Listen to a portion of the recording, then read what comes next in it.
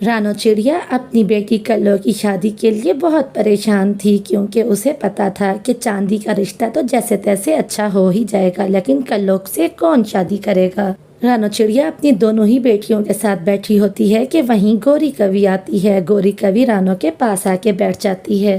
अरे रानो बहन, मत पूछो, कहाँ कहाँ से फिर के आई हूँ कल्लो के रिश्ते के लिए। कोई है कि मानता ही नहीं। जिसने कल्लो का रूप देखा है वो तो बस इनकार ही कर देता है।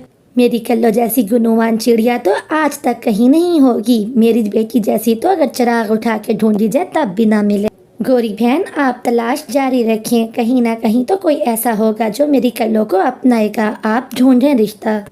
हाँ रानो बहन, लेकिन कौन जाने कि इसमें कितने गुण हैं। हर कोई तो रंग रूप को ही देखता है। अच्छा तुम चिंतित ना हो, मैं आज कबूतर के पास जाऊंगी।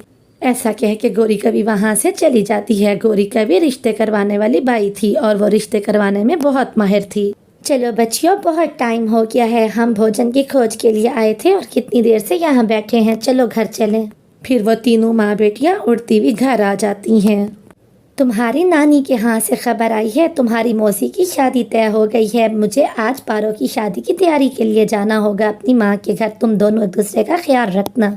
तो पारो मासी की भी आखिरकार शादी हो ही रही है। शादी नहीं होगी तो एक कल्लो की नहीं होगी, बैठी रह जाएगी। ये तो माँ आपके सर पर। उसका रंग रूप ही ऐसा है, बेचारी को कौन अपनाए।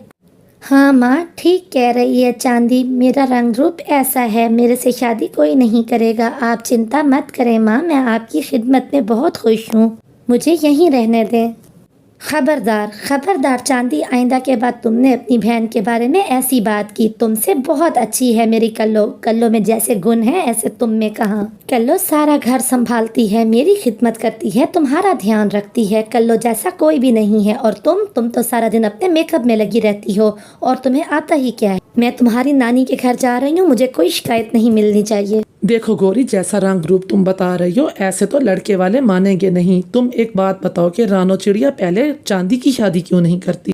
चांदी की शादी के लिए वो अभी तैयार नहीं है। वो कहती है कि चांदी के तो अच्छे रिश्ते आ रहे हैं और आगे भी आएंगे। कल्लो की शादी करनी है उसे। तो अच्छे रिश्ते आ रहे हैं ना, अच्छा रिश्ता कर दे ताकि पीछे कल्लो ही बचेगी तो कल्लो को भी कोई ना कोई ले जाएगा। कहते तो तुम ठीक हो, चांदी को देख के कल्लो का रिश्ता तो बिल्कुल ही नहीं होता। मैं आज ही पारो से बात करती हूँ। ऐसा कह के गोरी कवि वहां से चली जाती है। गोरी कवि ने ये सोच लिया था कि वो पहले चांदी की शादी करवाएगी। माँ, जैसे ही मैंने अपनी पारो बहन के रिश्ते का सुना मैं तो दौड़ी चली आई। मुझे बहुत खुशी है। कोई तैयारी है तो मुझे बताइए। अरे हाँ बिटिया, अब तुम आ गई हो। पारो और रानो तुम दोनों मिल के जाओ और सारी शॉपिंग कर लो शादी की। मैं तो अब रिटायर्ड हूँ। माँ आप चिंता ना करें, हम दोनों जाके सारी शादी की तैयारी कर लेंगे। आप बस फिक्र ना करें। माँ, मैं तो बहुत चिंतित हो गई हूँ अपनी बेटियों की शादी को लेके। पारो की उम्र की ही तो हैं मेरी बच्चियाँ भी। हाँ, पारो सिर्फ 1 साल बड़ी है तुम्हारी बच्चियों से, तो क्यों नहीं करती अपनी बच्चियों की शादी। शादी करो ना। तुम ऐसा करो, पहले चांदी की शादी करो फिर कल्लो की। माँ, वहाँ भी मुझे सब यही कहते हैं, लेकिन चांदी के तो अच्छे रिश्ते आ रहे हैं। मुझे कल्लो की चिंता है। दीदी, माँ सही कह रही हैं। जब चांदी बैठी होगी तो कल्लो का कौन रिश्ता मांगेगा। आप ऐसा करो, पहले चांदी की शादी करो। आप कहो तो मैं बात करूं अपने होने वाले पति से। उनकी एक मौसी का लड़का है, उनकी मौसी भी रिश्ता ढूंढ रही है। अगर कहो तो मैं चांदी के लिए आज ही बात करूं। इस तरह से चांदी को अच्छा घर भी मिल जाएगा और हम मौसी भांजी भी इकट्ठी हो जाएंगी। मुझे लगता है आप सब ठीक कह रहे हैं। ठीक है पारो, तुम आज ही बात करो जीजा जी से। अभी आज का दिन और कल का दिन मैं यहाँ पे हूँ। अगर रिश्ते वाले आएंगे तो मैं यहीं पर ही उनसे मिल लूँगी। कल्लो की बच्ची, सारे घर के काम करके रखना। माँ के आने से पहले सारा घर साफ कर देना और खाना भी बना रखना। मैं जा रही हूँ। चांदी, ऐसा मत करो, तुम घर में ही रहो, क्योंकि माँ ने कहा था कि तुम लोगों ने घर में ही रहना है। बस भोजन के लिए बाहर जाना है। पारो मौसी की शादी है, मुझे कपड़े लेके दर्जी को देने हैं और मेकअप भी लेना है। तुम्हें क्या पता, तुमने तो सारी जिंदगी मेरी उतरन ही पहनी है। और अब भी जो मेरे पुराने कपड़े हैं ना, वो सब तुम ही ले लेना और मेकअप भी तुम ले लेना। मैं चलती हूँ। ऐसा कहते हुए चांदी तुरंत ही वहाँ से उड़ के चली जाती है। ये चांदी हर वक्त ही मुझे उतरन के ताने मारती है। मुझे उसके कपड़े इस्तेमाल करने में कोई मसला नहीं, लेकिन इसके ताने बहुत तकलीफ दे हैं। मैं तो माँ का ख्याल करती हूँ कि माँ को नए कपड़े और चीज़ें ना खरीदनी पड़े, इन्हीं से ही गुजारा कर लेती हूँ। अरे आ गई तुम। नहीं, तुम ये बताओ कि अब तो तुम्हारी माँ घर पे नहीं है, फिर भी तुम इतना मुश्किल से और इतना देर से मिलने आई हो। जान क्या बताऊँ, माँ नहीं है लेकिन वो कल्लो की बच्ची वो भी किसी से कम नहीं है। हर चीज़ पर नज़र रखती है, ये मत करो वो मत करो, यहाँ मत जाओ वहाँ मत जाओ। मैं तो तंग आ गई हूँ इससे। तो अपने घर वालों से मेरी और तुम्हारी शादी की बात क्यों नहीं करती? कब तक हम इस तरह से छुप छुप के मिलते रहेंगे? अब बात करो ना, समय आ गया है।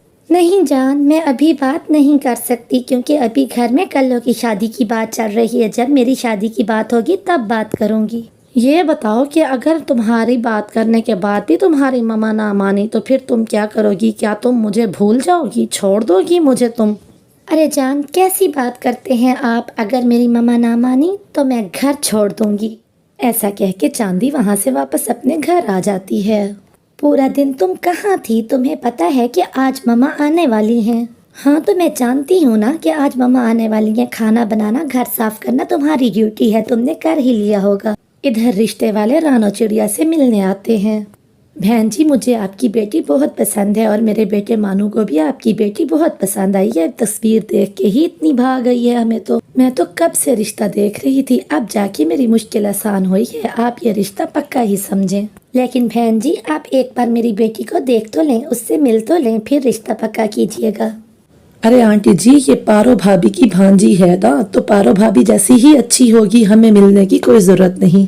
चलें ठीक है, बहुत बहुत बधाई हो आपकी। आज मैं घर जाऊंगी और अपनी बेटी को खुशखबरी सुनाऊंगी। अरे चांदी, तुम उस दिन कपड़े तो लेके आई थी ना, दिखाओ, मैं तुम्हारी सिलाई कर देती हूँ।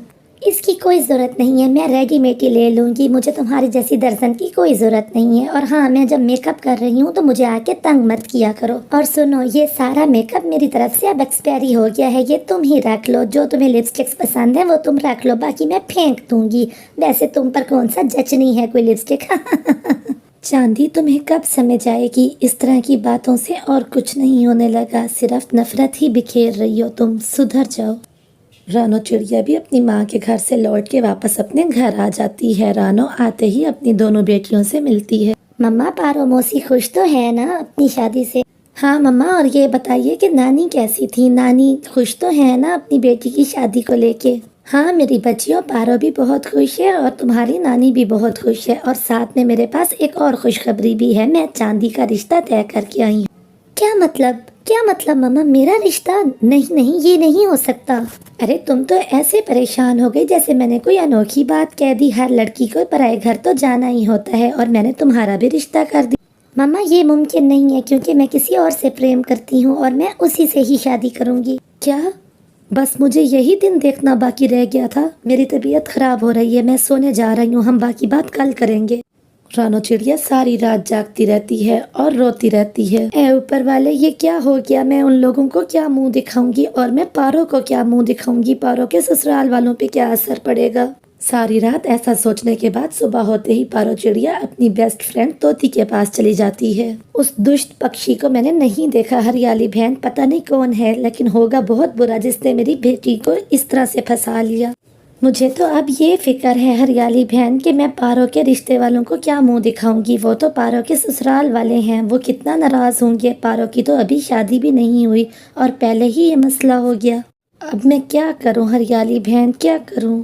सुनो रानो बहन, इस मसले का और कोई उपाय नहीं है। लड़की ना माने तो हम जबरदस्ती कैसे करेंगे? तुम इनकार ही कर दो। हाँ, इनकार के लिए गोरी कवि के पास जाते हैं, वो जरा अच्छे से समझा देगी मानू को। मानू चिड़ा की विनती करके मानू से ही इनकार करवा देते हैं, इस तरह से नाराजगी भी नहीं होगी। फिर वो दोनों सहेलियां वहाँ से तुरंत ही गोरी कवि के पास आ जाती हैं। वो गोरी कवि के घर के बाहर आके बैठ जाती हैं। गोरी बहन दरवाजा खोलिए, गोरी दरवाजा खोले, मैं हूँ रानो। रानो और हरियाली आपसे बात करनी है। गोरी दरवाजा खोलती है और रानो चिड़िया अंदर जाके सारी ही बात बता देती है गोरी को। अब हम ये चाहते हैं गोरी बहन कि आप जाके मानू चिड़े से बात करें कि वो खुद ही इनकार करते, हमारी मजबूरी को समझे, वरना रानो बेचारी पारो को, अपनी माँ को और उसके ससुराल वालों को क्या मुंह दिखाएगी। मैं तुम्हारी सारी बात समझ गई हूँ। देखो रानो बहन, मैं तुम्हारा ये काम तो कर दूंगी, लेकिन मुझे भी इसके बदले में चाय पानी का खर्चा चाहिए होगा। आखिर बाल बच्चों को छोड़ के दूसरे जंगल जाऊंगी और मानो से बात करूंगी। देखो चिड़िया तुरंत ही मान जाती है और गौरी कवि तो देरी ना करते हुए वहाँ से उड़ जाती है दूसरे जंगल। वो मानो को कहीं ढूंढती है और फिर मानो से बात करती है। आंटी गौरी, मैं आपकी सारी बात सुन चुका हूँ और मुझे समझ भी आ गई है, लेकिन मैं क्या करूँ, तस्वीर देखते ही मुझे चांदी से प्यार हो गया था और मैं उसके प्रेम में दीवाना हो गया हूँ। आप मुझे एक दफा रानो आंटी के पास ले चलिए, मैं उन्हें समझाऊंगा, मैं उनसे बात करूंगा, मैं चांदी को बहुत खुश रखूंगा। वो चांदी को समझाएं कि मुझसे ही शादी करें, मैं ही हूँ चांदी के लायक। फिर वो दोनों रानो के पास आ जाते हैं। देख रानो ठीक कह रहा है मानो, वो कहता है कि मैं बहुत खुश रखूंगा चांदी को और फिर दोनों खाला भांजी एक साथ भी हो जाएंगी, दोनों का एक ही ससुराल होगा, नानी से भी मिल लिया करेंगी। मैं तो कहती हूँ नजरसानी कर, चांदी को समझा अच्छे से।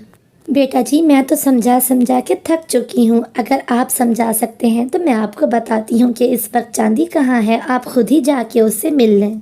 रानो चिड़िया के बताने पे गौरी कवि मानो को झरने पे लेके जाती है। चांदी झरने पे थी, मानो चिड़ा झरने पर चांदी से मिलता है। चांदी, आप मेरा विश्वास करें, मुझे पहली नज़र में ही आपसे प्यार हो गया था। मैं आपको बहुत खुश रखूंगा और मैं आपको कभी दुखी नहीं करूंगा। आप एक बार मेरा विश्वास करके तो देखें। और आपके बड़ों की खुशी भी तो इसी में है। आप अपनी खाला के साथ रहेंगी, खुश रहेंगी हमेशा। चांदी मानो को एक जवाब नहीं देती और चुप रहती है।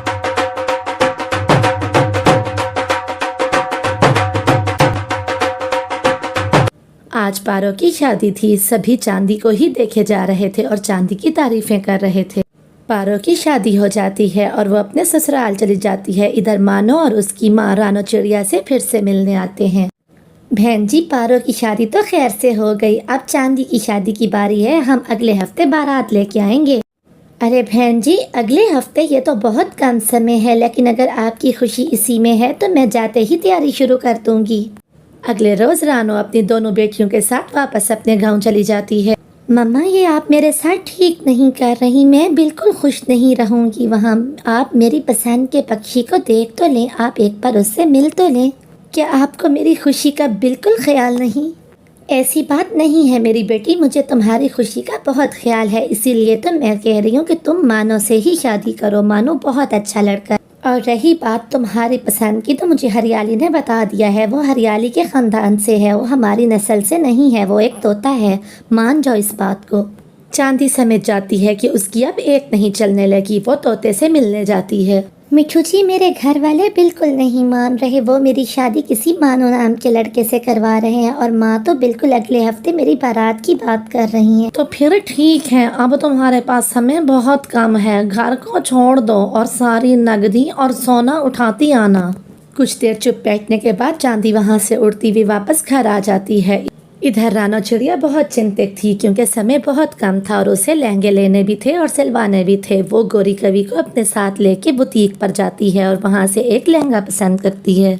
गौरी बहन यही खरीद लेती हूँ, अब ये इतना ज़्यादा कीमती तो नहीं है, लेकिन मेरे पास पैसे भी इतने ज़्यादा तो नहीं और भी शॉपिंग करनी। उसी में से ही एक लहंगा खरीद के वो घर आ जाती है।